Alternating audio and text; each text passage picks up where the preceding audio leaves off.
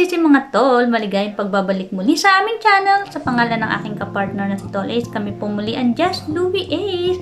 At kung may tatanong nyo kung dito po ba sa Cyprus, ang mga employer po ba namin ay nagbibigay ng Christmas bonus at ng 30-month pay. Anyway, sa kaalaman po ng lahat, ang Christmas bonus at ang 30-month pay ay magkaiba. 30-month pay, yan po ay binibigay dito sa amin every year. At iyan po ay nakasaad sa aming mga kontrata. At kung halimbawa ang aming mga employer ay hindi tutuparin ang 30-month pay or hindi ibibigay ang aming mga 30-month pay or annual pay, pwede po kaming mag-complain or magreklamo sa labor office.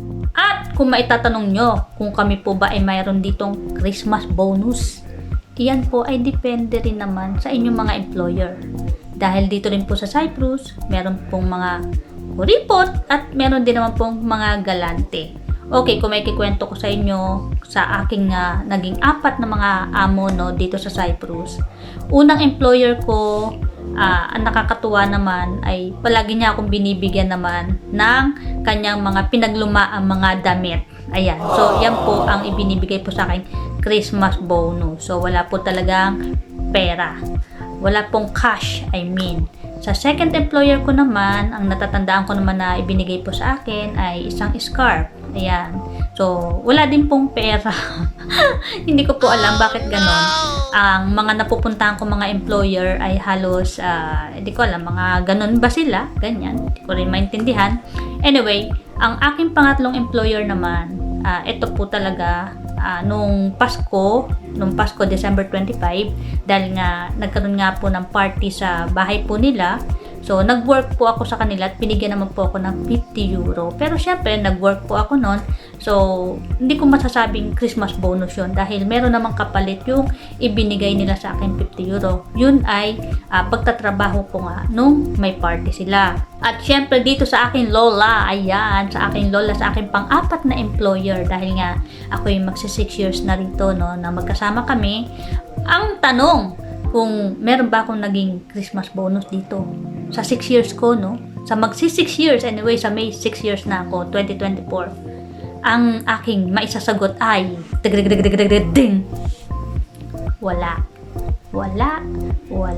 Pero sa pag-stay ko po dito is double naman po ang binibigay nila sa akin. I mean, syempre 25 and 26, yan po ay aming day off dito sa Cyprus. Yan po ay aming holiday. Ayan, nakasad din po yan sa kontrata na isa po yan sa 9 days holiday na meron po kami. December 25 and December 26. So, kapag ka nag-stay po ako dito, yan po ay double pay. Ayan, so, at saka agreement din po namin dito na hindi po ako makakalabas every holiday.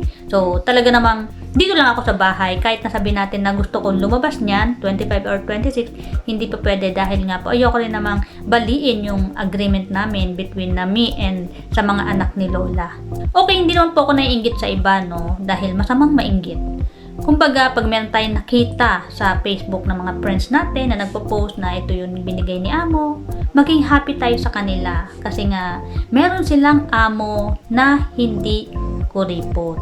Dahil dito po sa Cyprus, ang mga Cypriot ay hindi naman po lahat ay kuripot. Meron din naman pong galante talaga, no? Kagaya po ng mga nakikita ko mga friends ko sa Facebook na talaga namang ang gaganda rin naman ng mga gifts sa kanila ng mga amo nila. Meron pa talagang cash, 50 euro, 150. O diba, sang ka pa?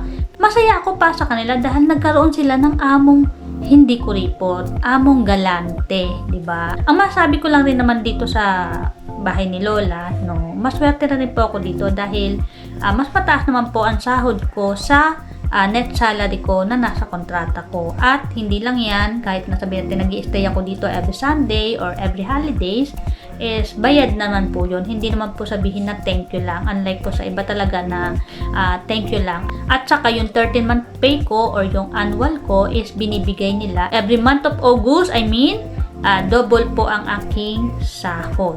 So, hindi pa rin ganun kalungkot ang ating Pasko kahit sabihin natin wala tayong Christmas bonus. So, ang iba, masaya-masaya dahil meron na silang 3rd-month pay at meron na rin silang bonus. Anyway, ang annual pay, hindi naman po binibigayan dito ng every month of December. Iyan po, kapag ka ikaw ay 1 year na sa iyong amo. Every year. Every year. Kagaya ko po, every year naman po nila binibigay sa akin, pero every month of August ang aking annual pay na ibinibigay nila sa akin. Ayan, so maging happy tayo dahil Pasko ngayon. Dapat huwag natin kakalimutan na tawagan ng ating pamilya sa Pilipinas, lalo ng ating mga anak, no? Dahil syempre tayo naman ay nandirito para naman sa kanila. At syempre padalan din natin sila ng kanila din namang mga pamasko or kanilang Christmas bonus.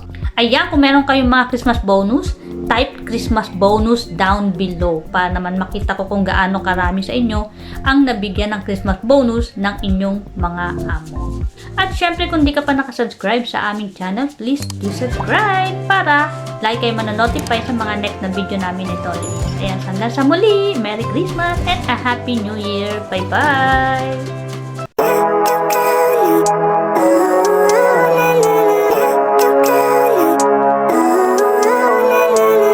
Living life, every day, late at night, not okay. All I want, and I pray, all I need are some better days.